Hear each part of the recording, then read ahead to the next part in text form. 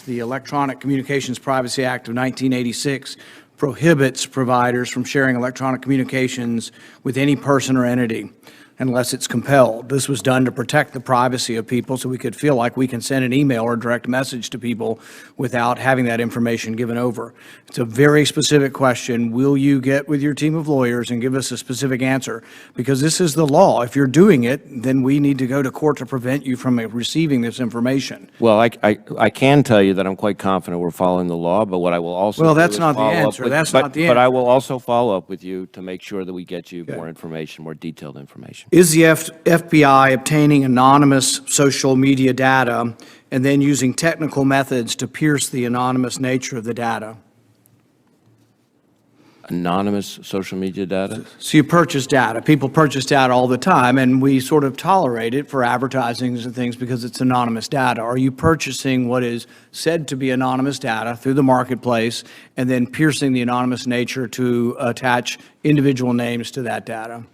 Right. But when you asked about anonymous data, I was thinking more in terms of No, I'm talking about data that is out there, and are you purchasing data and then piercing the anonymous nature of that data? so the manner in which we usually use the term commercial data is probably longer than I could explain here. But again, let me have a So one of our subject matter experts follow up with you will not answer the question of whether or not you're attaching names to anonymous data. I think it's a more complicated answer than I can give here. So far, we're 0 for 2 with getting you to answer this, but you're pledging you will actually answer the question, because you have to realize the frustration. We'll write you a letter, and your team of lawyers will write back a 15-page letter that says nothing, and you won't answer the question. These are very specific. This is whether you're obeying the law, whether we can have confidence. I want to have confidence in the We FBI. are obeying the law. Well, you're saying that, but we won't tell us the answer. I said So, we so would- you have no, to I- say yes. that's not what yes, I said. No, you aren't telling me the answer, and the answer is, are you collecting data not compelled by a warrant? That would not be in compliance with the law, but you won't answer that you're not collecting that data. I said two things. One, we're following the law, and second, that we would have somebody follow up with you with more detailed, specific So those are two information. specific questions. Are you getting data from them that's not compelled?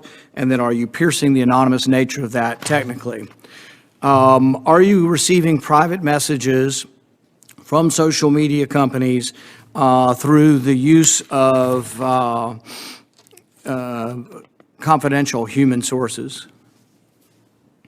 From Facebook, social media companies. You have people working over there who you're paying or who are volunteering to give you information, even though it would be against the law for Facebook to do this. But now you're saying, well, we'll get around the law by using confidential human sources. You mean, just to be clear, I'm following the question, you mean, in effect, recruiting a human source inside the company? Exactly. Yeah.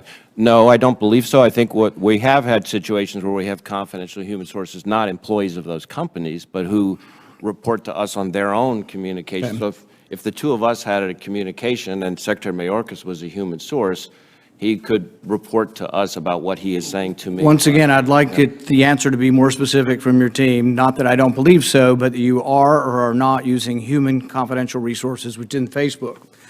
So we get back to the idea of whether or not you're getting information for them outside the warrant process, because the next question is, which you probably won't answer either, is, are you taking information that you're getting not through the warrant process and then going around and coming back and using that as a predicate for getting a warrant to actually get the information you've already been given?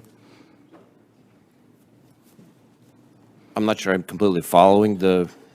Basically, you get information that Facebook's volunteering. This has all been written up in the Post article. You're familiar with the Post article with the accusations. And the question is, are you getting information they're giving to you? They say, oh, somebody says January 6th was great. Here's information on this guy. Then you're taking it and then using it as a predicate to say, well, now let's go to the court and get a real warrant and get the information we already actually got without a warrant.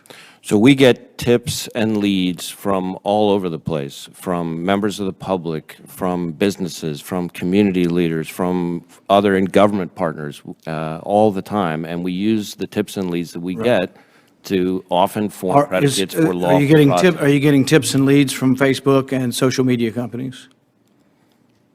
We get tips and leads from companies, absolutely. Right. It includes private information. But I'm not aware of us receiving any tips or leads. See, here's the point is, you may think it's just just jolly well to get all this stuff without a warrant that people volunteer to you, but many of us are alarmed that you're getting this information that are private communications between people because it is against the law. It's against the law for Facebook or social media companies to give it to you, but it's also against the law for you to receive it. So you're going to have to very specifically go back with your team and search over whether you're doing it, not just say, we're probably not, we obey the law, we're good people. Well, no, there are doubts because this has been reported. Even the FBI, when you responded to the New York Post article, said that companies are referring information to the FBI with investigative value relating to foreign malign influence. Now, there'd probably be a great deal more tolerance about that if it's foreign malign influence, but the question is, are you also receiving information on so-called domestic? But what would that mean? Is someone questioning whether paper ballots are an accurate way of running election? Is that good enough for you to be getting our private information because we have a political beef with the way votes are counted or recorded in our country?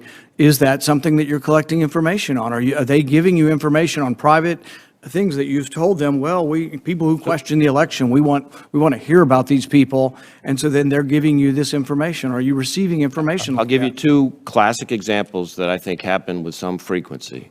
One, if we supply information to, say, Facebook or any number of other technology companies about foreign accounts, Russian intelligence service, for example, accounts, when they then look in their system for those accounts, they often find other accounts related to those, and they provide tips and leads back to us about those. That's one example. A second would be a situation where a technology company encounters a threat of violence on their platform, on their services, and they provide tips and leads to us, and we follow up on those threats of violence. There's not a lot of disagreement about that. The question is when we start to talk about political speech.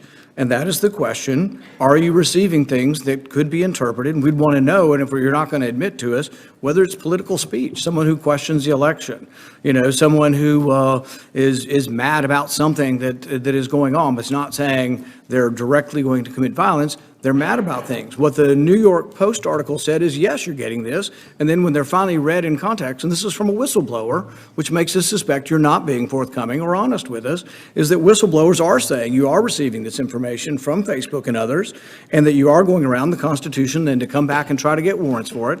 But then once you read it, there's been no actionable intelligence on this, but this is an active program that you've got.